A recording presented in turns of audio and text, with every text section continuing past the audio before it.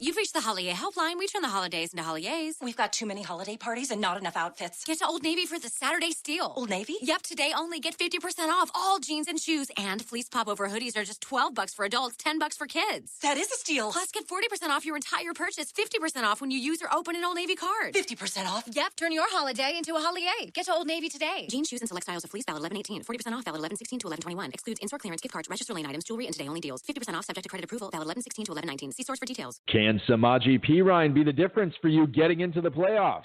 Should an activated Danny Woodhead be in your lineup this weekend? And does Jason Witten or Tyler Croft make for a stronger start in Week 11? Plus, the second-place team in the Footballguys Players Championship, Robert Abbott, drops in to talk about what waiver wire receivers stand the best chance at being top 30 wideouts the rest of the way, the effect that Nathan Peterman will have on Charles Clay and Kelvin Benjamin, and much, much more. We've got a great show for you. Dave Gerzak is here. I'm Eric Balkman. Stick around. Your high-stakes fantasy football hour starts.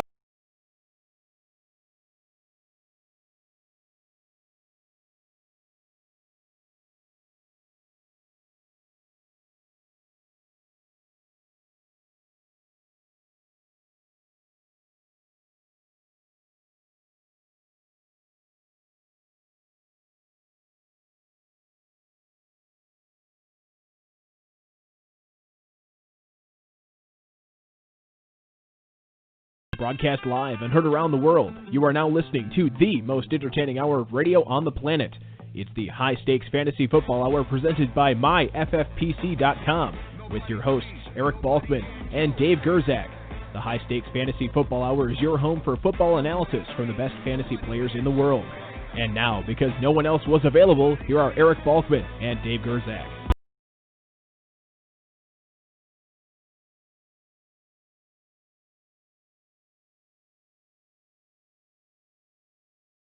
Thank you very much, Rob. Greetings and salutations, all you Balkaholics and Gerzak fanatics. Welcome to the latest episode of the High Stakes Fantasy Football Hour presented by MyFFPC.com. I am your slightly above average host, Eric Balkman. My co-host is the patron saint of fantasy football, the Dizzle, Dave Gerzak. Coming up on tonight's show, can you bench an active but hobbled Leonard Fournette?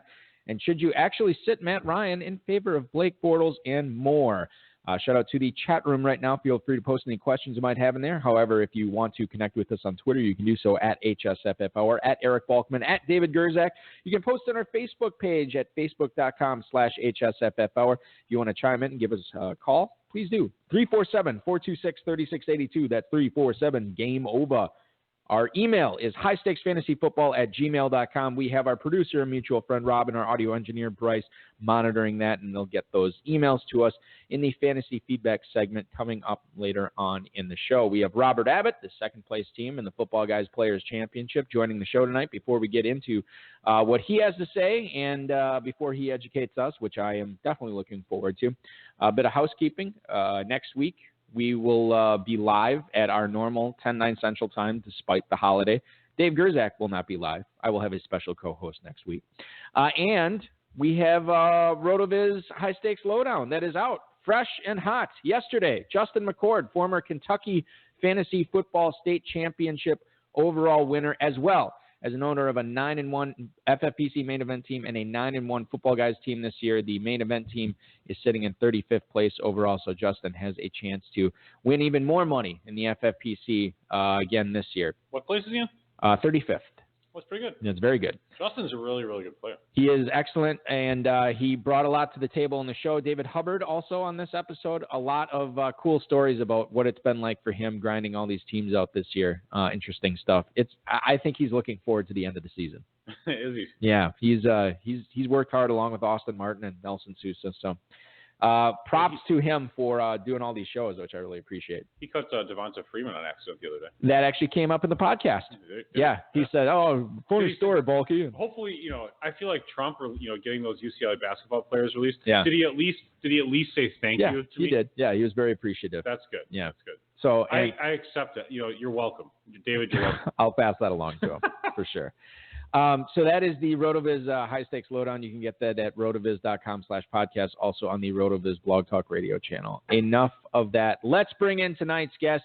He has finished in the top 5 of the Fantasy Championship and has 3 teams in the top 60 there again right now. If the season ended today, all 7 of his Football Guys Players Championship squads would make the league playoffs, including the one that currently sits in second place overall out of more than 7,000 teams. Very impressive stuff.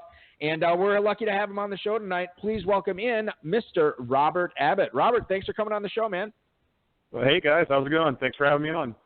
You bet. Listen, it's always a treat. This is the highlight of my week. Well, this and doing the High Stakes Lowdown where I actually get to talk to people Without Dave around, that's the best part. Sure. But no, talking to these high stakes players who are enjoying a lot of success this year, like yourself, and certainly reputation speak. That's pretty crazy that you can get.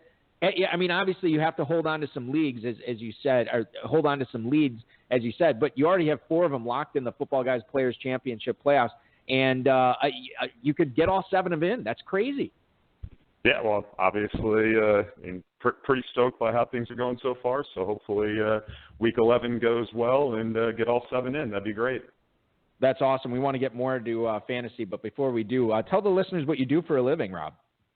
I'm actually a self-employed real estate appraiser in Houston, which is what all the cool guys do down here. But yeah, nothing too excited. I own my own company, work from home, which gives me a lot of flexibility to run all these fantasy teams that I'm doing. So I always have a weird question given your occupation. So do you ever get any people, bankers saying, hey Rob, can you give us like another $100,000 on this appraisal because we need to get this loan out here? Well, they definitely hint at that, and you get some people that are a little more aggressive and wanting you to push value than others, but we always maintain our independence, and we would never do anything like that, obviously. That's great. Very Hey, Rob, scrupulous. can I do a walkthrough with you? I'm going to walk around the property. Look at this. This is nice. Look at these statues over here. Yeah. I got this pond in the back. What is that worth? $50,000, $100,000? Anyway. Yeah. All right, let me ask you a real question. So you selected 2 tight ends and 3 running backs in the first 6 rounds, not drafting a second receiver until round 7 when there were already 35 off the board. What can you tell us about your typical draft strategy and how it applied to this team that's second overall in the FPC, as well as kind of the other 6 teams that you got going on? Yeah, I mean, the roster construction on this team that's second overall is very unique to how I typically draft. I mean, definitely a more wide receiver heavy on most drafts, but I was picking at the back end of the first year and started with Zeke and Gronk. And once I really hadn't taken Elliott on many teams, and so once I did take him, I just kind of decided, you know what, I'm going to go a different route here and really shore up running back. And so it just kind of played out that way that, I took Carlos Hyde in the 3rd and then Mark Ingram later on in the 6th. I was not going to take another tight end after I took Gronk in the 2nd, but I had really been targeting Ertz pretty heavily on a lot of my teams, and so when he was there for me at 5'11", I couldn't pass that, and I was pretty excited to get him there. And so it was definitely a unique roster construction for most of my teams, but it's certainly worked out so far. Hey, let me ask you a quick follow-up. How mad were you when Ertz got benched at the very end? It was right an hour before game time. You're like, what the hell is going on, man? Well, I mean that actually is cost me pretty bad because the week that he got benched and didn't play was Gronk's bye week, and so I took a 0 at the tight end position a couple weeks ago, whatever week that was, I guess week 8 maybe, or week 9, that Ertz was a last minute scratch. I had Gronk on bye, so I had no tight end that week, and took a 0. So that really hurt me in terms of getting closer to that number 1 overall spot. See, what a great question, Balky. Yeah, that's fantastic. Let's talk about Zach Ertz here for a little bit, Rob, because he's been obviously crushing it. Maybe the most consistent tight end in 2017 thus far. What was it that you saw in Ertz preseason? What was it that made you want to target him in all these leagues? Because obviously that was the correct call. So just, I guess, a couple things. One, the natural progression of Wentz going into his second year, and in Peterson's offense, I felt like he could take a step up. And then they traded Jordan Matthews, so there was a lot of targets open. And I've never been a Torrey Smith fan, and Alshon has clearly had his issues over the years. So with the way that Ertz finished the 2016 season, I just thought he was in a prime spot to continue he was putting up massive target and reception numbers at the end of last year, and a lot of that happened when Jordan Matthews, in getting rid of Jordan Matthews, it just seemed like there was a really good chance that could continue. So I was pretty high on him going into the year. Yeah, maybe we see the career trajectory of Carson Wentz and Zach Ertz, similar to what we've seen from Tom Brady and Rob Gronkowski. That is going to be something interesting to watch over the next couple of years for sure. Rob, in this Football Guys Players Championship team that's sitting second place in the 6th round, you made Mark Ingram your selection. In the 13th round, you get Alvin Kamara there. Now, I certainly don't think that you were expecting Alvin Kamara to be a top 10 running back this year, but given the fact that you have both of these guys on your team, did you ever expect that you would be starting them both weekly as much as you have been so far this season? I mean, who could think that you'd be starting 2 running backs? So not only starting 2 running backs on the same team, but confidently and feeling great about starting 2 running backs on the same team. I mean, I really just took Kamara because he fell pretty late, and I felt like he was just really insurance for Ingram in case he got hurt. And at that time they had Peterson on the team, and I didn't think that the Saints would use Peterson as a 3-down heavy usage guy. So I felt pretty good that if Ingram went down, Kamara would step into a great role. So really, I just took Kamara's insurance really for Ingram, and it's since they traded Peterson away, I mean those 2 guys have exploded, and it's been great. I mean, they've certainly carried me to where I've got so far.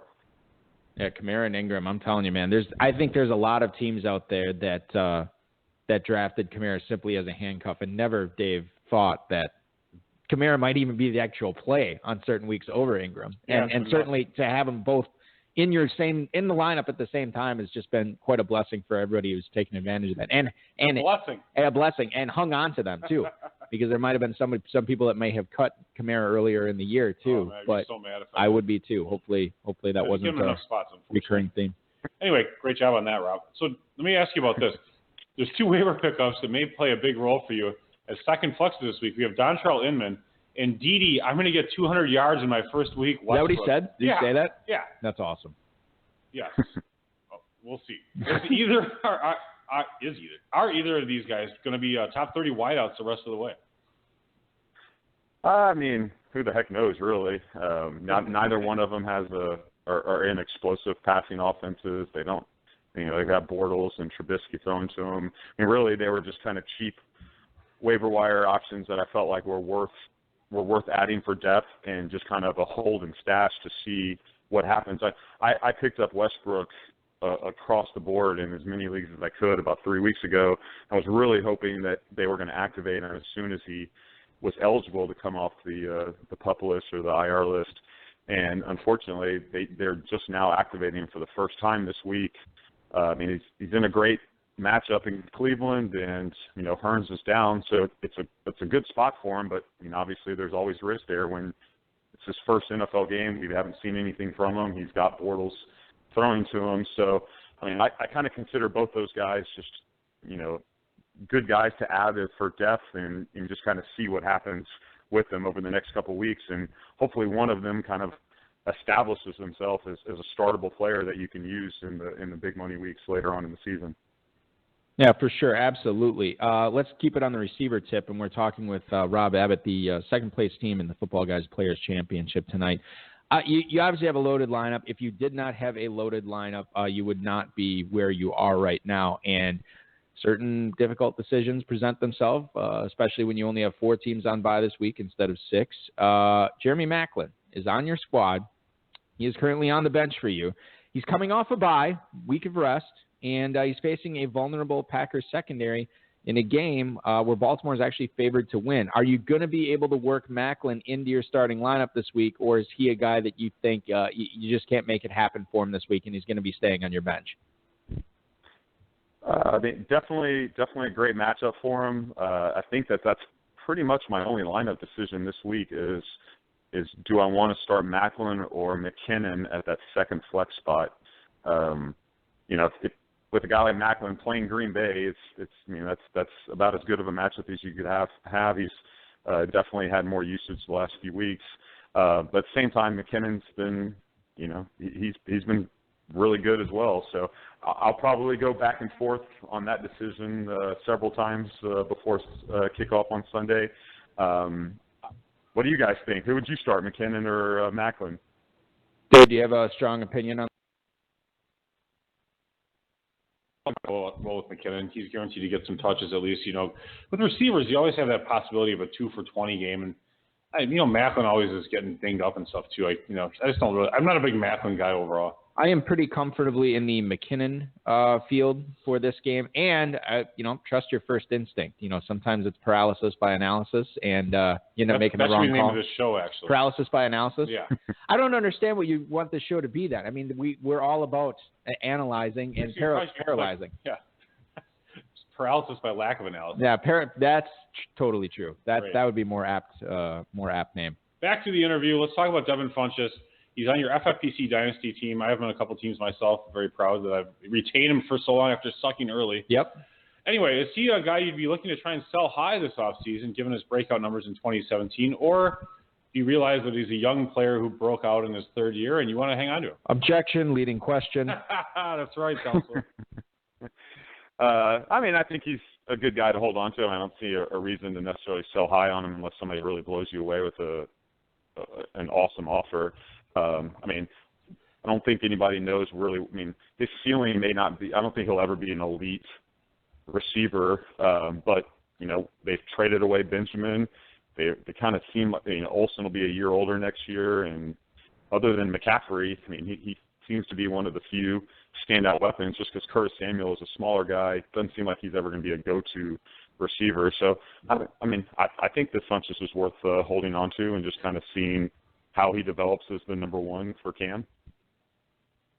And the other thing, too, to keep in mind is I think that Curtis Samuel and Devin Funchess are more complementary than, similar type receivers. And you have to understand, too, that I'm not disagreeing with you, Rob.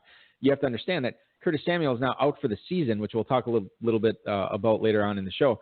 But this is a guy that was already hurt during the year, had to adjust to the NFL. And now you think that a lot of the big jump that a lot of receivers make from year one to year two, that may not happen for him this offseason. It might take another year. So then that's another year for Funchess to really develop a rapport with Cam Newton. They're playing very well the way things are set up right now. So I think Funchess, I am all about that Funchess, Dave, for Dynasty for sure. His former teammate, Rob, Kelvin Benjamin, now in Buffalo. And when you ask this question, can you make sure you pronounce Peterman correctly? Yes, but I don't understand how it's not difficult. Go ahead. Nathan Peterman? In whatever voice or movie genre you want to. Yeah, and Peterman. The heir to the J. Peterman clothing line, now running the Buffalo offense there for the Bills. Kelvin Benjamin, Charles Clay. What does Peterman mean for them? Is this good, bad, indifferent? How does this change their fantasy value for the stretch run of 2017? I'd say that right now it'd have to be viewed as who the heck knows. Let's see what happens. To me, I guess out of Clay and Benjamin, I would think it'd be more of a negative for Clay just because he's had multiple years to develop a on the field chemistry with Tyrod Taylor. So with Taylor stepping down, he clearly likes dumping the ball off to Clay a lot. So you could see maybe there being less usage for Clay, whereas Benjamin, he's just establishing himself in general with Buffalo. So it's not like him and Tyrod had a long-standing chemistry that they established together. So, I would say just off the top of my head, Clay, it seems like it's more of a negative for Clay. But heck, this week they're playing the Chargers, and their pass defense has been fantastic. So I wouldn't be excited about starting either one of those guys. I'd have both of them on the bench and just kind of see how. I mean, nobody really knows what this Buffalo offense is going to look like with Peterman. Yeah, it's a team in flux, a team that's, competing for a playoff spot, and then they bench their starting quarterback. They make the trade for Kelvin Benjamin. So there is a lot of change going on with this offense. Follow up to that, Rob, Shady McCoy his stock, his production is really unchanged going from Tyrod Taylor to Nathan Peterman, correct?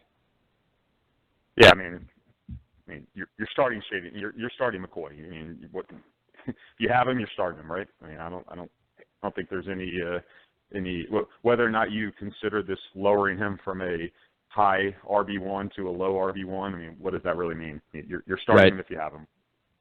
Yep, makes perfect sense to me. Dave, you have a question about the Texans, or are you too busy talking about insects in the chat room right now? No, look, we're talking about predators and prey in the chat room. Yeah. It's kind of like the NFL. Right. By the way, so this next question is about Bruce Ellington. Yes. And let me just tell you a quick little story. Does it have to do with a Draft Masters team last year? Yeah, my good friends Kurt and Draft Leroy, experts, I should say. They draft these live, draft experts teams in Las Vegas. Yep. I think 2 a year, two to three, but I think 2 last year. Usually 2. And they drafted Bruce Ellington on both of those teams. They were quite proud of it. Yeah. It's a 2-man tandem. Neither one of them happened to notice that Bruce Ellington got IR'd on August 30th of 2016. And Two-Packer never let them live it down. Every catch Bruce Ellington makes since then, if we're in the company of them, they get reminded of it. Yeah. Anyway. Well, he's healthy now. He is now. Yeah. So Bill O'Brien still has a job, and he wants to get Ellington more involved with Will Fuller out. Patrick Peterson is expected to cover Hopkins because Arizona's defensive coordinator is a total moron and decided to reveal the game plan to the Texans. I don't know if that's really... So does this have the makings of a good 1-week start for Ellington? Yeah, on paper it's a great matchup. I mean, number 2 receivers and slot guys have been putting up big numbers against Arizona all year since Peterson's such a good shutdown corner on number 1 guys. So, and with Will Fuller out, it's definitely a good spot for Ellington. But I'll say I live in Houston, and I'm well aware of Tom Savage's limitations and how bad he has looked the last couple of weeks. It's been painful to watch the Texans offense since Watson went down. So, it's a good matchup on paper. And if you have Ellington, this is one of the few weeks you'd actually want to get him on the field. But obviously there's risk involved anytime you're putting out a secondary receiver on a Tom Savage-led offense. So, only thing I will say is I'm in a pretty high-stakes competitive local league here, and the guy I'm playing against this week is starting him against me. So, there are people here that are proudly starting him, but the guy starting him also goes to strip clubs and Crocs, so take that with a grain of salt. Hey, I know that guy. Talk about DeAndre Hopkins here for a second. Obviously, his production is going to be lowered with Deshaun Watson no longer throwing him the football for the rest of the season. Possibly. Okay, that's my question. How much? Because DeAndre Hopkins last week with Tom Savage, who was not good, but Hopkins ended up being a pretty decent fantasy play last week. Well, if you're not a good quarterback, just throw it up to the best player on your team. Okay, and now as a guy who is in the shadow of the Texans, Rob, what do you think about Hopkins the rest of the way? Was it a mirage what we saw last week, or can he keep being like a top 15 receiver? Yeah, I think he can keep it up just because, obviously it's a tougher week this week with Peterson shadowing him, but, I want to say he had like 15 targets or something the last couple of weeks. He's getting massive volume, massive target share, and that's before, Fuller's down now, so, I don't see any reason why they're not going to continue to force the ball to him. And, a couple years ago, Hopkins' breakout year in 2015, our quarterback was Hoyer. So right. It's not as if it's not as if the Texans have ever had good quarterback play. Obviously he couldn't overcome Osweiler last year, but he put up massive numbers with Hoyer the year before. So I don't think that Savage, just crushes his value. He clearly won't put up the truly elite numbers that he was putting up with Watson, but he's still going to be a top shelf receiver, I think. Excellent to hear. I agree with that, and I own Hopkins in a few leagues, so it definitely makes me feel warmer and fuzzier about starting him. Let's get to a couple emails for you, Rob, from listeners that came in this week. Kenny in Raleigh, North Carolina writes, "Hi, Robert. FFPC scoring, Austin Hooper or Kelvin Benjamin? Maybe I'll tangle with you in the FPC championship round." Thank you for the email, Kenny in Raleigh, North Carolina. So I'm assuming this is a starter sit question for this week, and he's got to decide whether he wants to play Austin Hooper, who is at Seattle this week, or Kelvin Benjamin, who we already talked about, going up against the Los Angeles Chargers this week in LA. So they're both on the road, both going across time zones here. Which one would you play if you were Kenny, Rob? Would you be going with Hooper, or is it Benjamin? Yeah, I think I'd slightly lean Hooper there just because Benjamin, there's just more questions with Benjamin. Third week with the team, new quarterback, on the road against one of the top pass defenses in the NFL.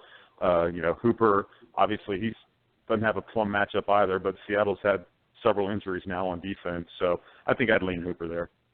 Yeah, Hooper just seems like he's coming on, too, which is hey, Dave, you'll appreciate this, by the way. I first league I've ever played in this year with tight end premium scoring, I told you about this, right? Possibly. Okay. Well, anyway, you know how we talk about you can't be successful. Well, I guess you can be successful starting 3 tight ends a week. But the last few weeks, I've been rolling with Jimmy Graham, ASJ, and Austin Hooper, and it's been great. I'm loving it. I'm like, no, I know why people love the FFPC. This tight end scoring is awesome when you have tight end to play. This is fantastic. This is so much fun. So it's been great this year, and Hooper's been a big part of that. Let's go to Roy in Bridgeville, Pennsylvania. He writes, "Hey Rob, I currently have the number 1 seed locked up in my FPC league. Any advice for me setting my lineups in the league playoffs and championship round?" Roy in Bridgeville, Pennsylvania. Thanks for the email. This is always a popular question that we get this time of year. It's like, especially for people who haven't played necessarily in this format where you have the 2-week, league playoffs next week and the week after, and then you have this 3-week championship round sprint. Sometimes I think people are worried about outthinking themselves. Sometimes I think they're worried about, just the teams immediately next to them in standings rather than looking big picture. There's a lot of things to think of. What's the best piece of advice, Rob, that you can give them? Because you've been in this situation several times before. I mean, the only thing I would say off the top of my head that I've done in those leagues that I've already clinched a spot is especially if he's been streaming defenses, is just to maybe look ahead to the playoff weeks to see what defenses have really good matchups, to grab those guys. A lot of the waiver wire pickups that people are looking at or maybe are focusing on this week's matchups for the defenses they're picking up. But if he's already clinched a spot, I'd be focused more on week 12 and week 13, moving forward, to see what defenses you want to line up to have on your lineup to take advantage of premium matchups. And it's easier now to do that, too, because you have this massive body of work of what these defenses have done throughout the season. I know it's important to look at maybe more recent games, then put more of an emphasis on those rather than what we saw in early September, but this is the best possible information you're going to get, what we've seen already this season. So definitely sage advice from Rob. Dave, do you have one final question for our illustrious guest tonight? I do, but I'm going to change it up. Okay. Rob, tonight is the Dynasty trade deadline. I'm sure you're aware of it. Dun, dun, dun. It ends, the trade deadline is midnight Pacific time, 2 a.m. Central, 3 a.m. Eastern. Burning the midnight oil tonight. 1 a.m. Mountain, no one cares. Right. So we need to know, instead of a stud that you're in a bench, we need to know a guy you're trying to sell in Dynasty and a player you're trying to buy in Dynasty. I like this. For the midnight Pacific deadline. Yeah. Well, I guess in my Dynasty League, I don't even know if these guys have any value, but in terms of guys that I would be trying to sell would be a guy like Jordy, just because his value has just been absolutely crushed with Rodgers gone. So but I mean, it's one of those where everybody knows that, so I don't know how much value you're getting selling low there. So the Green Bay skill position players would be guys I'd be trying to sell if I could, but more than likely you're probably stuck with them. I have a sleeper buy I think you and I are going to say the same player. Is it Larry Fitzgerald? Yes, that is correct. Yes. What are you paying? I'm paying a 2018 second. I would give that up for Fitz in a heartbeat. Yeah. What do you think? What do you think, Rob? You're going to get him the rest of this year with crappy quarterback play, probably. But who cares? He still does well. And then, after he takes summer classes at University of Phoenix Online's graduate school, the obligatory University of Phoenix mention. He's coming back. He's got an extra year in his contract. What do you think, Rob? Yeah, I think that's a great call. I mean, the guy puts up numbers every year, so no reason why his age 35 season next year won't be any different than the last 3 years. So we'll probably be sitting here a year from now talking about how he's on pace for another 100 catch season. So definitely a great call. Back. I would say that the chances are better that would happen than not. Plus, next year. I've heard he's going to the Larry Fitzgerald summer, Oh yeah, the Larry camp. Yeah. He's going to it again. Yeah, well, that's good. It seems like he goes to that thing every year. Every year, yeah. Yeah, it pays off for him. It paid off having Rob Abbott on the show tonight. Rob, listen, thanks so much for coming on the show. Best of luck in all your fantasy championship leagues and all your football guys leagues. This could be a banner year for you. With having the second place team overall in the Football Guys Players Championship. That is definitely awesome. You're on the cusp of it, man, and now we're in for the home stretch. Thanks so much for dropping in, sharing some knowledge, and we'll talk to you again soon. Yeah, really having me on, and before you let me go, I just want to say hi real quick to my wife and my 2 daughters. They are completely not football fans, not sports fans at all, but they all thought it was super cool that I was going to be on the radio. So just want to say hi to them, and thanks. What are their names? Thanks again, guys, for having me on. Oh, thanks a lot. Well, we appreciate it, Rob. Yeah, thanks, Rob. Yep. Take it easy. Rob Abbott, ladies and gentlemen, great stuff from him. That was awesome. And saying hi to his wife. We don't say hi to our wives and kids for putting up with our nonsense with this show and fantasy football throughout the year enough. And with Thanksgiving coming up, maybe it's time we say that. Whatever. All right, I'll thank my wife and kids, and I'll thank Dave's wife and kids for putting up with us.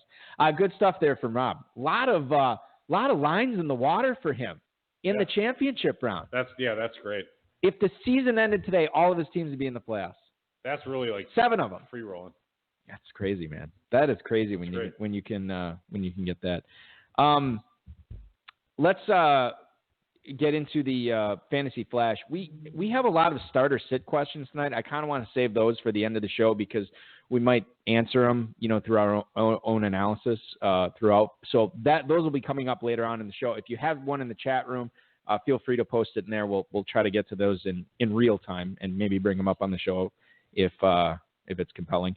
Thanks to Football Guys, RotoPass, RotoWorld, and Rob for tonight's rundown, ladies and gentlemen.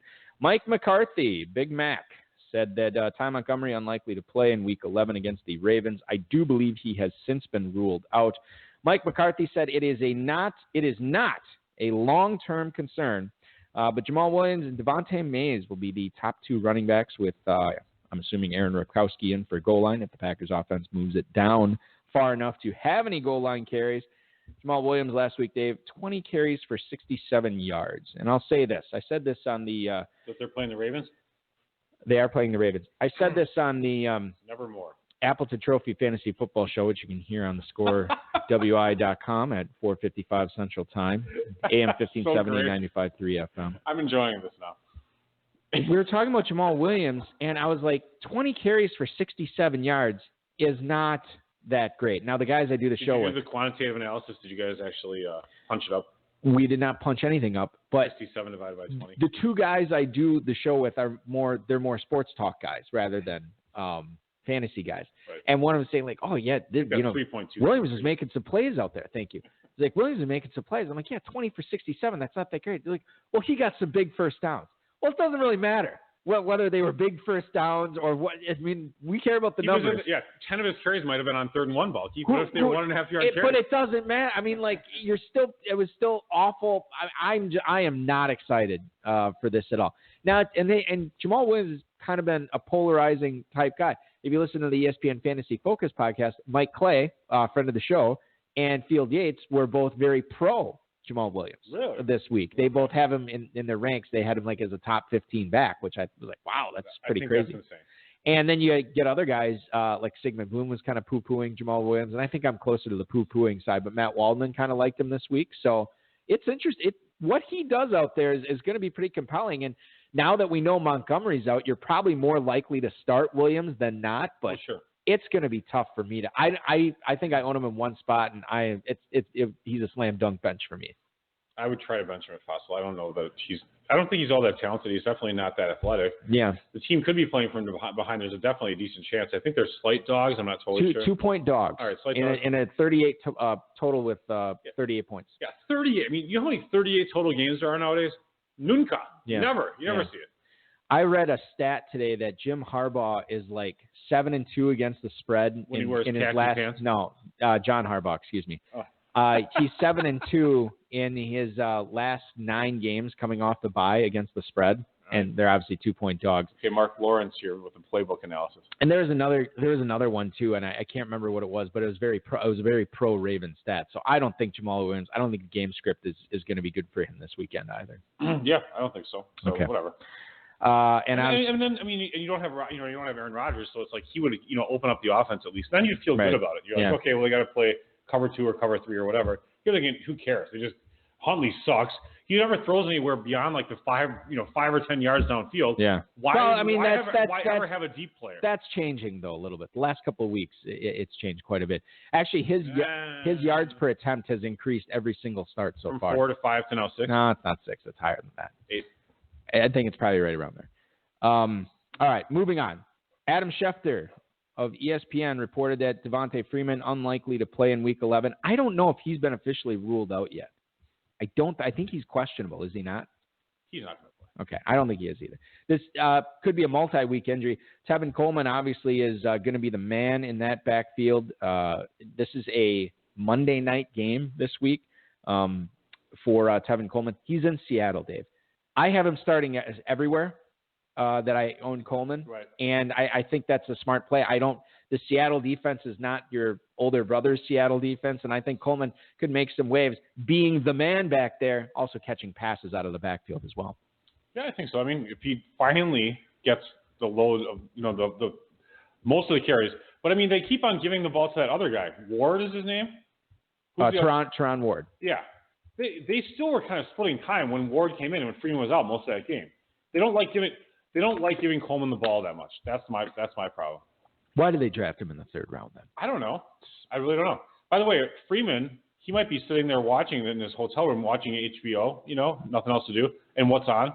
The movie Concussion. So he's got to watch Concussion while he's trying to recover from a concussion. That would really suck. Yeah, well, I mean, as long as you keep the brightness down on the TV and lights off in the room, I think you're okay. I recommend Stranger Things otherwise. Yeah, well, maybe he is going to be watching that too. I don't know what the TV viewing habits of Devontae Freeman is or are. Redskins.com reporting Rob Kelly was placed on the injured reserve list this past week. So Rob Kelly, done for the year, will not be in action for Washington the rest of the season. We see Samaje Perine and Chris Thompson being the main beneficiaries in that Washington offense. You look at the opportunity that's presented in front of Perine, and I love Perine as much as the next guy, but this guy has done nothing with these opportunities. I think, if anything, this is a boon for Chris Thompson, who I actually like this week. I think Chris Thompson, you're probably starting him anyway, but he's locked and loaded in my starting lineup in every league I own him in. Dave, I am not. I mean, I don't know what it's going to take for Perine. Maybe it's just going to take a year of being acclimated to the NFL. I'm just not very bullish on anything that guy is going to do the rest of the season, even sans Rob Kelly for Washington. Yeah, I agree with you there. Chris Thompson's the play, and I even think long-term Perine is just not going to be much of anything. I just don't really. Kind of a plotter. Yeah. It's like you take a crappy average guy with no pedigree, and then you draft his friend, whatever his replacement, and he's the same guy. A lot of the football guys, and I believe Cecil Lammey was one of them, they were talking up like, oh, this guy's like Michael Turner. He's another Michael Turner. It totally reminds me of Michael Turner. You and I were never really big on Michael Turner. Like, he was annoying too. Yeah. Never caught a pass. He had that real monster season for Atlanta. Yeah. And he never caught passes. He was an accumulator, which you and I we don't like. And after that, there's been a lot of guys similar to him that have sucked. So it's like, okay, well, if you have to reach back to like another generation ago of running backs to get someone that's a good comp, that's not good. Samaje Perine would have been great in the early 90s. I think his game would have been awesome back then. Right now, Not so much. This is an interesting stat, Dave. We talked about Jerick McKinnon earlier when we had Rob Abbott on and talking about whether he would start him or Macklin. All three of us decided that it was McKinnon was the play over Macklin. Latavius Murray has had 4 consecutive games with at least 15 carries, and Jerick McKinnon, outside of maybe one of those games, he's been pretty productive in all of them. Like, definitely worth a flex, definitely worth, like your second running back slot start. And so the fact that Murray is getting all these carries, it's not really making me shy away from McKinnon all that much. No, I would agree with you, actually. McKinnon's still getting his share of carries. I mean, what do you have, like... Oh, and not only the carries, but the catches, too. Catches, he's getting all these touches he's getting. Starting, what was it, week 5 or 6? So 6 catches, 5 catches, 3 catches, 6 catches, 2 catches. And he scores touchdowns at a pretty decent rate. He's had 4 touchdowns in, the 5 games he's really been, a key guy on the team. Right, yeah. They're splitting carries pretty well. Yeah, they are. So, I mean, I think you look at... if you're worried about McKinnon coming off this poor week last week where Murray was really the man, don't be. I think you can still start him. It's not a great matchup this week, but I think you can still start him. I'm sorry to interrupt. I was just going to say, I would really love to see McKinnon actually as like a feature back somewhere where someone's like, Jared McKinnon's our guy. You know what? And just see that happen. Is he a free agent after this year? He's a free agent. You know what? Good for him. I hope he actually gets paid by somebody smart. What would be really funny to me is actually if Belichick signed him and then cut like the 3 other running backs to keep on sucking up the wind of everybody else. And he comes out and says that. He would never do that. I don't think Bill Belichick has ever cut a running back. I think he just he acquires them and they just stay in that backfield. He kills them off slowly. No, that's not true at all. I read a great article, and this is kind of an older article in ESPN, the magazine, about how running backs, based on the new negotiated pay scale that they have for rookie contracts, that running backs have really been suffering because of it. You have, you have to sign this 4-year deal. You come into the league, you're 21, 22 years old. You have to sign this 4-year deal, and then usually the team, if you're good, they'll pick up your 5th-year option. So now you're not getting your second contract until you're 27 years old, and typically that's when you're plateauing out, maybe even going down a little bit for the majority of the NFL running backs. So in this article, and I can't remember who wrote it. It was one of the I can't remember who. I'm gonna butcher her name, but it was, she came to the conclusion running backs are under this scale. Running backs will never get paid what they're worth ever. That's true. It's really unfortunate. Yeah, it sucks for them, but this is how NFL teams treat the position.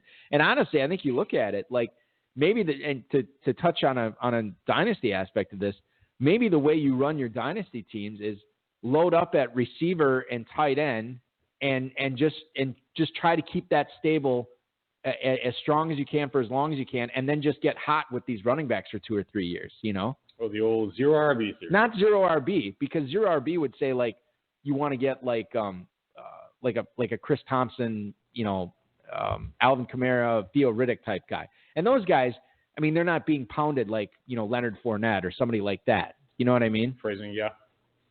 All right, anyway. So, I mean, so that's the point is if you're able to get one of these 3-down behemoths, and you use them up in those 3 or 4 years, and then maybe you dump them off to somebody while he's still worth something. Maybe that's the way to go. Maybe that's the right way to do it. If I get a stud dynasty running back, I'm keeping him all the way through. Really? Yeah. Okay. Like David Johnson. Like I have him in a couple leagues or a few leagues, whatever. It's like, all right, sorry, missed this season. We'll talk in a few years. We'll talk in a few years about Todd Gurley. You should sell me Gurley. Yeah, not now. You don't even like him. Not now. No, I like him. I like him just fine. You like him? Like him? Yes, I like him. All right. What about you? I'll give you Zeke for him and Karen. I was thinking about that actually this week. I mean, we can't do it anymore. The trade deadline was passed, but you're the commissioner, and the trade deadline is always too early, but yet we never change it. But go ahead. Well, this is the first I've ever heard that somebody wants it changed. You know why? Because we can make it later if you want. You know the whole thing, which is worse, ignorance or apathy? I don't know and I don't care. That's every person in the league. Yeah, and Carrington. Yeah. They're all, no offense, Meyer, not you. Everybody else, not you. They're otherwise, other than Meyer and, of course, Eric and me. No, I'm definitely apathetic. They're all to that ignorant and apathetic. Yeah. No one's going to complain about anything. Yeah. I'm fine with that. That's the perfect that's like this country that doesn't vote. I love it. Keep it status quo. Yeah, no kidding. Florida Football Insiders reported that Leonard Fournette's ankle is, quote, still not right, and he could be limited if he plays this week against Cleveland. Last week, TJ Yeldon was in for 37% of the snaps, in for 54%, but did not play in the fourth quarter. And then when the game went to overtime, he actually came out for that. Chris Ivory only played 8 snaps last week. Now, this is interesting because Fournette practiced in a limited fashion on Wednesday and on Thursday, did not practice at all today. This is a downgrade. I bring this up, Dave, because we saw this once earlier this year. Limited practice, Friday, limited practice. Oh, they're just managing his reps. They want to keep him healthy. He's out. And he's out. He's not going to play. Do you know last week was the first game of Leonard Fournette's NFL career he did not score a touchdown? Oh, really? Yeah. I mean, all games that he plays in. So, if you had, I don't know, 4 hours left in your dynasty trade deadline and you own Leonard Fournette, would you be trying to deal him? Given that was a big concern before the draft, that his ankle is an injury that's not going away. Yeah. He was talking about Ajayi's knee. He's never going to he fell in the draft. He's fine. Mm-hmm. Fournette, they were talking about it before the draft, but no one's really talking about it right now, as this could be part of that whole big issue. Yeah. No, I'm totally with you. I think that there's something to be said for a guy who is having these foot problems, that has had them for the last couple of years and just can't seem to be shaking them. I think so you're saying he misses this week? Yes, I think he misses this week. So he misses. And I think you try and deal him in dynasty if you can. Okay. That's interesting. What would you take for Fournette right now? Somebody offers you... I would take any of the other rookie running backs with the exception of maybe Mixon. Even then, I'm not sure. But I would take Cook. I would take Dalvin Cook on IR. Well, yeah. What if you're who never gets any rushing yards? I would take him for sure. What if you're in the thick of the playoff race? You wouldn't trade Fournette for Cook, would you? Yes, because Fournette's doing nothing for me as it is. Unless me losing Fournette this week is like this massive deal. But you're going to lose him this week anyway, right? But I'm just saying, if he's that much of a cog on my team, but if you're already doing well, you probably haven't been relying on Fournette. No, he's been pretty good. He's been fine, but he's not like just crushing it. Yeah. Okay. What if somebody offers you just a blanket first-round pick? No, it'd have to be like a top 5 next year pick. Okay. I would do that. A top 5 pick next year, I would do. A non-playoff team, I would do. First and playoff team offers you a first and a second-round pick. Probably not, then. Okay. All right. Okay, so to dial this back to redraft, we know what the split was when Fournette was healthy, and it seemed like it was pretty Yeldon heavy. However, we've seen in games that Fournette misses, Ivory was in there quite a bit. If Fournette is out, and let's just say you have both Yeldon and Ivory on your team for the sake of this argument, which one would you start? I would have to go with Ivory, I think, right? I think I would go with Yeldon. Would you? I think I would. Playing less than 40% of the snaps. But that was with Fournette healthy. All right. You know what I mean? And Chris Ivory only played 8 snaps last week. All right, so that makes sense then. I think it's Yeldon. Now, obviously, if Fournette's out, Ivory's going to get a lot more touches than 8 snaps. You know what I mean? Mm-hmm. Mm-hmm. So I don't know. I think it's Yeldon, but it's right. Cleveland too. This is a big deal. You're right, and they will score a bunch of points. I would think. I would definitely think. This is crucial. I guess I'm saying Yeldon. I'm staking my peerless. I'm not betting Yeldon. I'm staking my peerless reputation among the high-stakes fantasy football players. Balky is putting the stamp on Yeldon. Wow, that's impressive. Well, I mean, if I have to go one way, that's the stand I'm taking. Yeldon over Ivory. According to Jeff Cerebic, I'm probably butchering that name. He writes for the Baltimore Sun. He says the expectation remains that Danny Woodhead will return against the Green Bay football Packers this weekend. This is a tweet he put out earlier. John Harbaugh has been non-committal. Oh, you mean so he didn't reveal what he's going to do, like the defensive coordinator for the Cardinals? I don't think that's like – I don't think you're really – It's just annoying. Why do you tell the That's other like saying that's like Mike McCarthy saying, well, we're going to start Brett Hundley at quarterback this week. I think it's just so obvious they always would do that. I just think that's obvious. I think if you're Houston Texans offensive coordinator or Bill O'Brien or whoever, I think you're just game planning that Peterson will be on Hopkins. It just makes it's bad strategy. The defensive coordinator should lie like 40% of the time. Like it should almost be like in poker where you just randomly make a decision, like you're not sure what you're gonna do. Are you gonna have Peterson shadow him this week? No. No, well, not. Then that's it. Then you move on, and it's like, on Tuesday, you're like, Peterson, he shadowed him the whole game. Hopkins the whole game. So you told us no last week. Oh, yeah, I changed my mind on Sunday morning. Yeah. Sorry I didn't tell you guys. Yeah, no, that's a big deal. Yeah, I know. That's fine. But I would not just come out and give a blanket no. I would dance around it so you would make people work a little bit harder. When you tell a lie, keep it short. This is lies 101, man. But if you keep it, everybody knows that. So if he comes out and says, no, everyone doesn't know. No, that. Listen. You know what? We've been thinking about him and Han, the whole thing about no. No one buys that. Here's what you say. Okay? You don't just come out and say, no, he's not going to cover. Here's what you say. You say, well, we have a lot of guys in our secondary that have a lot of different talents, and certainly you want to make sure that you are putting, you want to make sure that we're putting our best guy on their best guy to make sure that you stop that weapon. However, we don't know how comfortable we want to be, changing our whole defensive strategy around just because of one player. So I think if you dance around it, people read into that a little bit more and think that they're figuring it out. If you just come out and say, no, I know it's a lie. I just know it's a lie. No, you don't. Yeah, I do. You're lying now. Yes, no, I'm not. I'm telling you right now that if I was a reporter and I said, yeah, coach, are you going to have Patrick Peterson on DeAndre Hopkins all game? And he's just like, no. I obviously, right there, that's yes. Okay, but that's the thing is sometimes you have to then, do it. Like, you have to say no. All right, and that's then fine. actually not do it. Like, just to keep.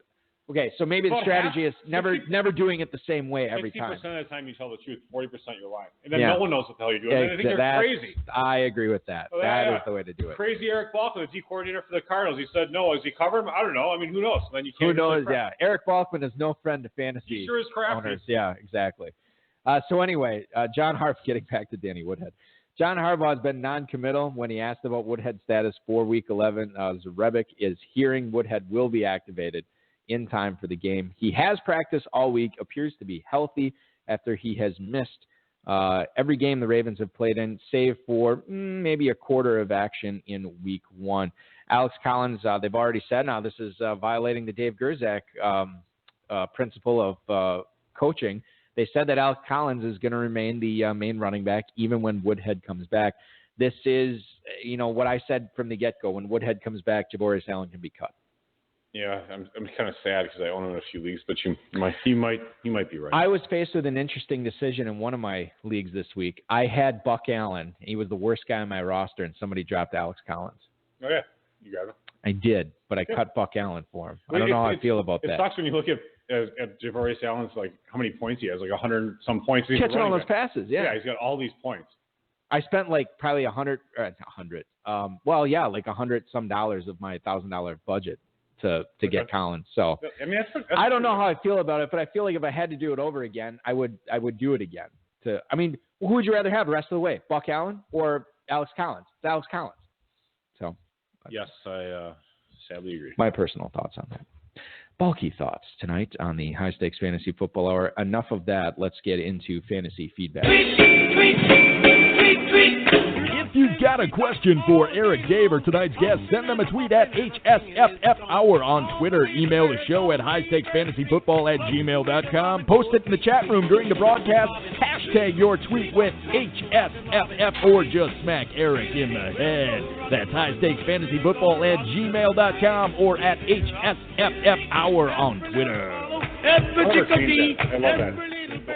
It's always been great. If you're asking me to not change something on this show, you can just go ahead and not ask me that again. Just assume that it will never. Yeah. Stay the same. Apathetic.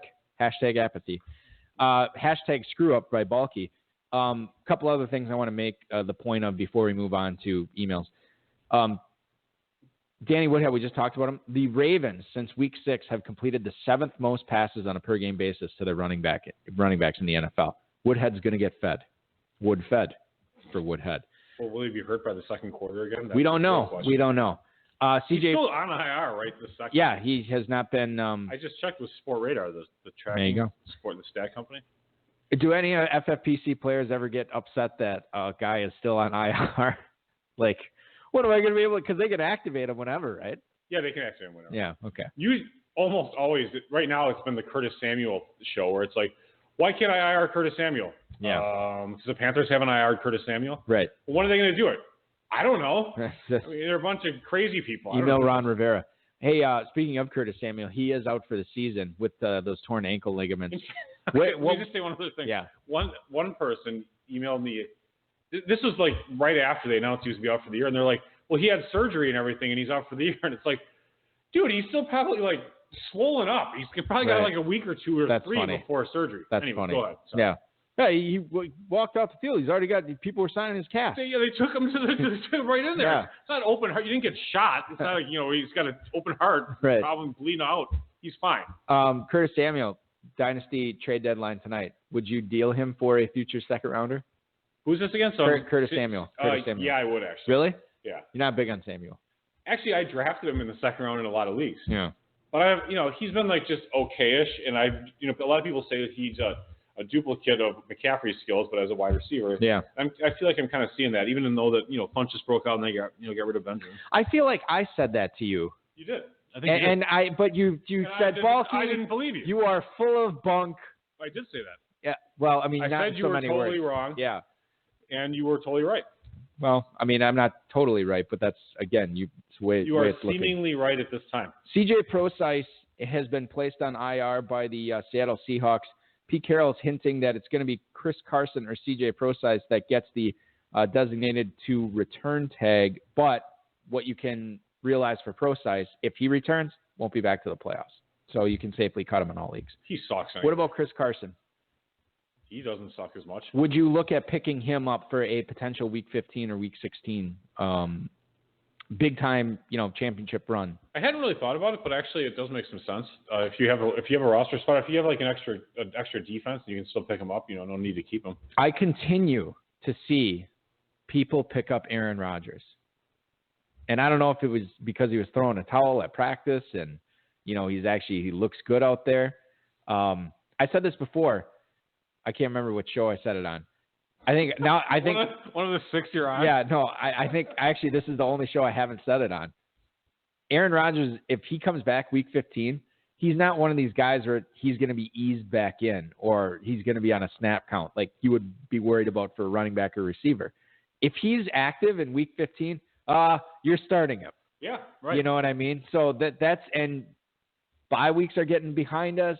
You're going to have open roster spots when you're trying to tighten up those benches a little bit. Spending a roster spot on Chris Carson, Aaron Rodgers, Josh Gordon, Dave, right, might all be worth your while. And the Packers are not entirely out of the playoff race yet. If they actually get a win against Baltimore, they move to 6-4. They're currently 5-4. Yeah. There's a lot of teams in the NFC, though, that are on the cusp of the playoffs. There's a lot. Okay, you got Rams are 7-2, Saints and Panthers. Saints are 7-2, Panthers 7-3. You're right. There's 3 5-4 teams, of which one are going to make the playoffs, and there's a 4 and 5 team. So one of those will make it as a 6 seed. Right. So assuming that everyone else, Saints, Panthers, Rams, Seahawks make it. Right. Anyway, whatever. Yeah. Moving on. Ezekiel Elliott officially withdrew his appeal, so now we know he will be back Week 15, Week 16. Week 16? Not 15. Can't be back. Week 16 is not a good matchup for him, by the way. There's I think it's Seattle Week 15 and like Philadelphia Week 16 or something like that. Philly's not that great at defense. Their pass defense is worse. Would you cut him at this point? I mean, if I had a really, really good team, I would keep him. Okay. And do you have? Here's the other thing that irritated me. The Cowboys literally got blitzed from the get-go. Adrian Claiborne 6 sacks by himself. I don't think we really got to see what Dallas wants to do with that backfield. Right. Rod Smith definitely was the leader in snaps in the backfield over both Morris and McFadden. Mm-hmm. I don't have any more clarity. I don't have any other information that other than to say you probably don't want to be playing any of those Cowboys running backs. Yeah, their running game is not going to be very good. I mean, Elliott isn't really. I mean, he is one of those difference makers at running back. Kind of like a Le'Veon Bell type. Yeah. Okay, moving on. I'm sorry, who is the Le'Veon Bell type? Elliott? Yes. Okay. I wanted to make sure you weren't talking about Rod Smith. Kind of a Todd Gurley type. I got it. Thank you. Similar value. Right. A rebuilding team I would prefer Elliott. I'm not rebuilding. I am not rebuilding. You're retooling. You're refreshing. No, I'm not even doing that. I'm just loading up for another high draft pick next year. You're not going to make the playoffs this year, so you have to. You know what's funny is subsequently move on to the I don't know how it's possible, but you remember I said like a couple weeks ago, oh, Dave, I'm only 2 victory points out of the number 1 pick and 2 victory points out of the last spot in the playoffs. Please now, give me the update. I don't know how it's possible. I'm 5 both ways. I'm 5 out of the number 1 pick, and I'm 5 out of the last spot in the playoffs. Wow. I don't understand how fantasy works. 5 victory points? Yes. Oh. Des Bryant value at the end of the season from Wasp Guy for Dynasty. I am souring on him, too, big time. Yeah, I mean, it's the same old. He just doesn't produce. The only thing he does do, actually, unlike Julio, hey, you should watch Des. He scores touchdowns once in a while. Yeah, once in a while. It's so fun. You can watch Julio, and they just don't even throw to him. Right, they throw it to Sanu or to anybody else. Hooper. Yeah. People make the argument, well, he's bulky. He's been dinged up this year. He's dinged up every year. Plays through a lot. He's a warrior. But, he never takes the time off to get healthy and, gets 6 for 50. If I could get any random first-round pick for Des, you do that right now? For sure. Really? Yeah, interesting. absolutely. Any random pick. Yeah. Any random first. So hold on. All right. After because trade deadline's passed in Carrington, it's not in FFPC. For the purposes of this argument, let's say Team X wins the league, and they offer Team Y the 112 for Des Bryant. Should Team Y accept that? The 112, Dave. If I don't totally need Des for some reason or other, I'm taking it. Okay. I'm honestly, I'm dumb. I'm really sick of him. He's not aging well. He's like a wine that's been left out for 3 days, and all of a sudden the cork was rotten. Yeah. Richard in Port St. Lucie, Florida, has a Chris Carson question. We're going to skip it because we kind of answered it already. Thanks for the email, though, Richard. Paul in Jersey City, New Jersey. I am trimming my roster now for the home stretch. Is Jameis Winston worth keeping around, or should I be looking elsewhere for quarterback help? My other quarterback is Ben Roethlisberger. Appreciate it, gentlemen.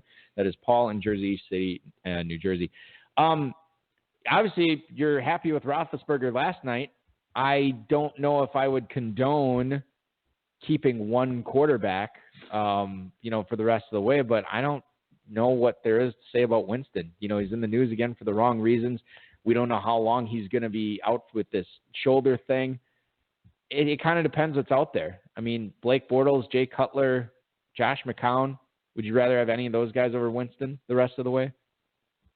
Man, I'm trying to think. When is he supposed to be back? Is there? We don't know. It was multiple weeks. It was supposed to be at least 2. Yeah, and then on top of that, the NFL is investigating this allegation. And he hasn't really been that good this year either. Well, he's been all right. He's been okay. I mean, honestly, he hasn't. No, I know you're right. Terrible. You're right. So I have a feeling that he won't be rushed back, given kind of the current climate, especially with the sexual harassment, all the things that are going on, just overall. I think the NFL does now. I mean, if they're smart, they'll be like, look, keep Jameis, shelved up for the rest of the season or something like that. Yeah. Their team they have nothing to play for. They have no reason for Jameis to even come back and play the rest of this year. They're not going to make the playoffs. They would almost rather not want. Yeah. Exactly. They do the old NBA tanking strategy to the slightest extent possible. Yeah. I would pick up somebody else. Yeah, I'd be willing to. Any of those guys would you rather have over Winston the rest of the way? Yeah. So it was Cutler, McCown, and Bortles. I just said off the top of my head. Yeah. Yeah. Actually. Paxton Lynch. No. I would take Fitzpatrick. Fitzpatrick, yeah. I mean, he only had 15 points last week, which kind of sucked. But Joe Flacco. Oh man, now you're getting bad. But I mean, he's a really high-paid player, right? He's an elite quarterback, allegedly. Yeah, you have to have somebody as a backup. So it's like, yes, anyone who's playing. Sure. Okay, fair enough. George in Miami, Florida, is Jonathan Williams a lottery ticket type running back you guys are adding now that he's a Saint? We know that the New Orleans running back position has been a cornucopia of fantasy goodness. Oh. Now that it's Thanksgiving, we can bust the cornucopia line out. Very nice. Jonathan Williams signed off the Denver Broncos practice squad this week. He goes to the New Orleans Saints active roster. If Ingram or Kamara were to go down, knock on wood, what about Jonathan Williams? This is a guy that a lot of people were excited about for dynasty purposes, and there's some talent there, Dave.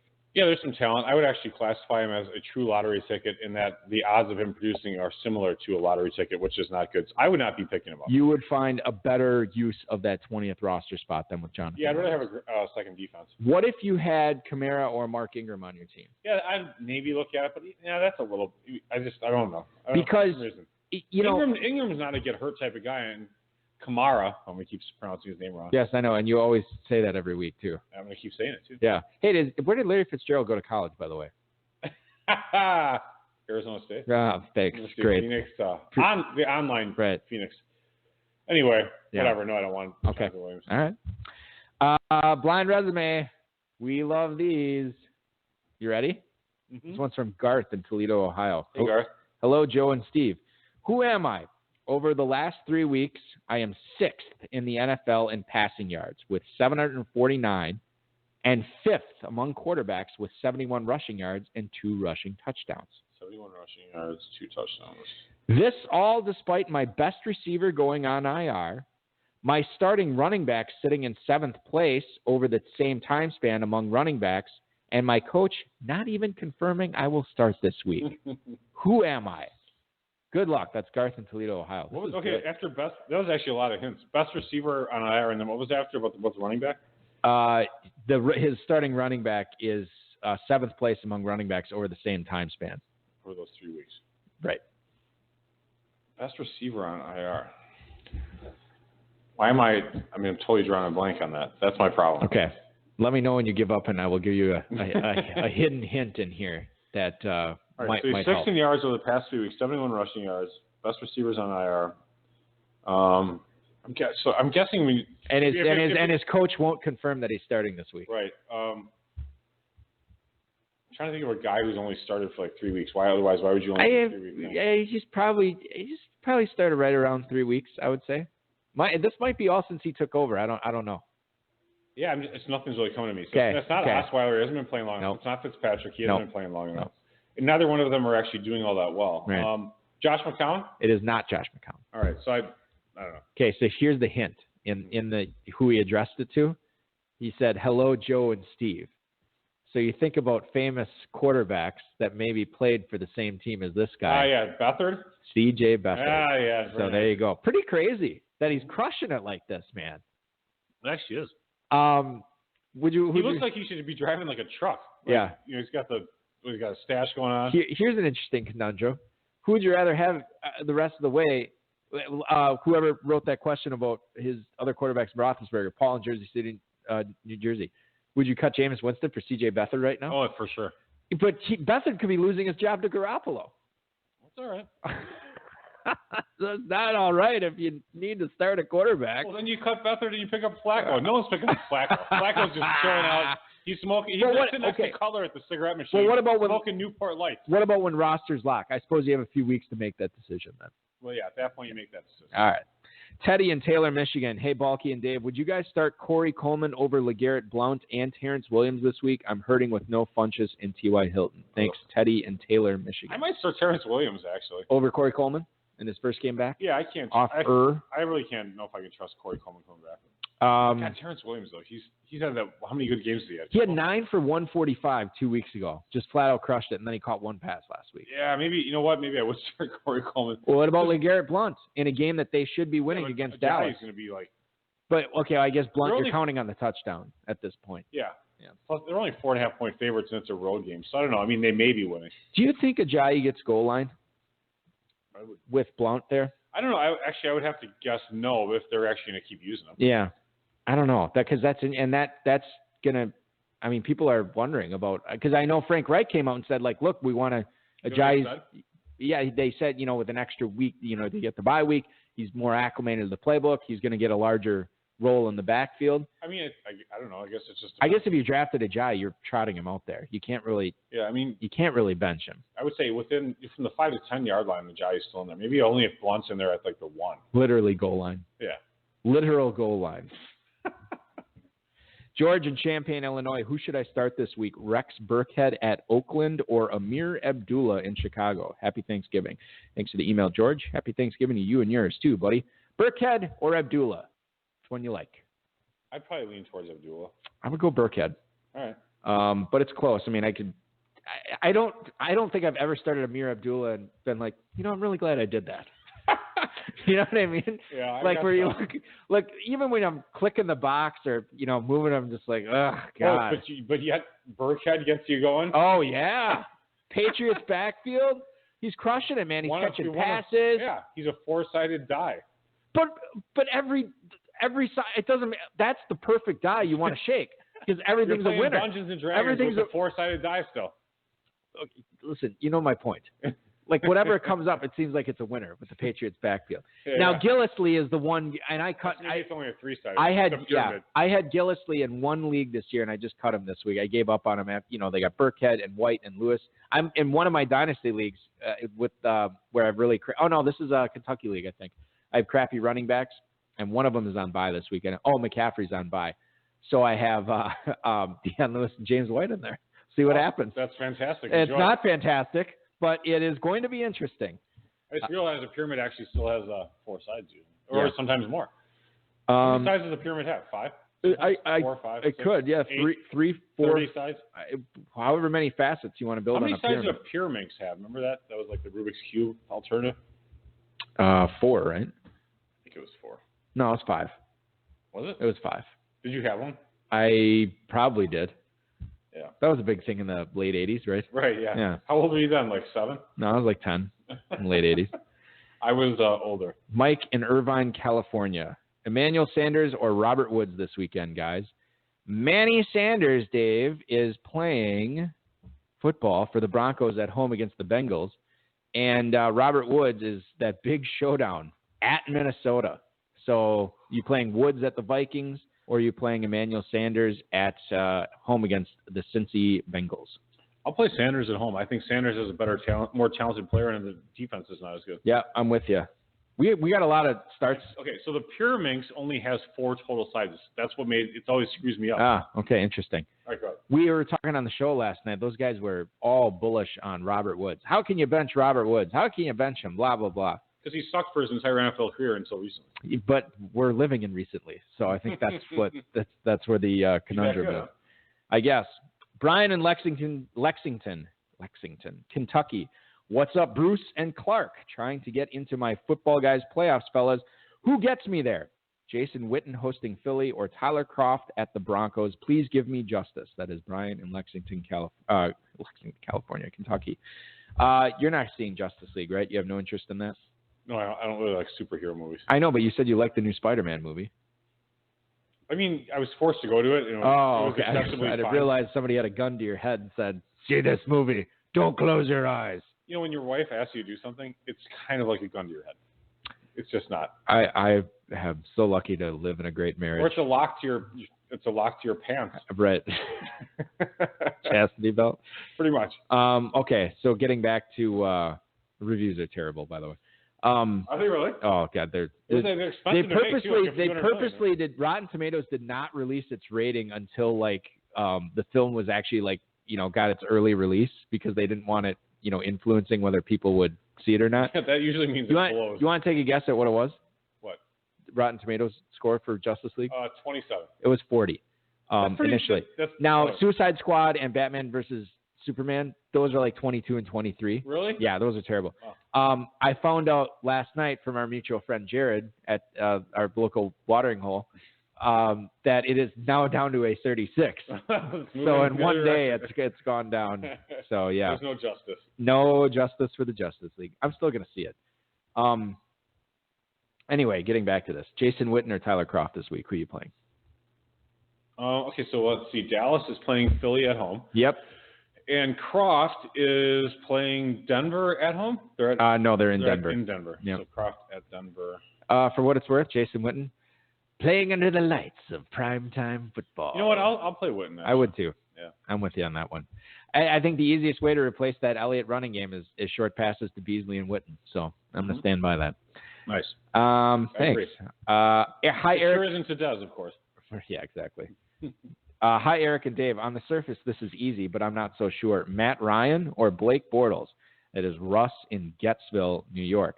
Now, obviously, the slam dunk answer is Matt Ryan. However, Matt Ryan going across 3 time zones to play the Seattle Seahawks this week, and Blake Bortles traveling north to face the Cleveland Browns with potentially no Leonard Fournette. Bortles coming off a game where he threw it 51 times. Who are you playing, Ryan or Bortles? You make a good, case there for Bortles. Yep. I'm still going to have to go Ryan. I would too. This is a Richard Sherman-less Seahawks defense. It sounds like Earl Thomas is going to play. But keep it simple, stupid.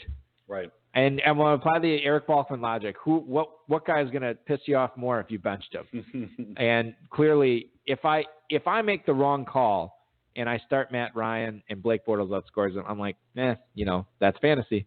Yeah. If I make the wrong call and I start Blake Bortles and Matt Ryan goes off, I'll be like, what in the hell was I thinking? Well, keep in mind too, with the Atlanta-Seattle game, Seattle's defense is supposed to be so great. They give up points like you were kind of hinting at. I mean, this game could turn into a shootout. I mean, they both have really good offense. Potentially, yeah. Now, you look at Bortles at Cleveland. Now, that game could turn into a shootout or could turn into a total dumpster fire. I think it's going to be a dumpster fire. Yeah, where it's going to be like 14-9 is the final. It's like, all right, Jacksonville threw the ball like 17 times because they didn't have to, even with a bad running game. You want to take a guess at the total on that Jaguars-Browns game?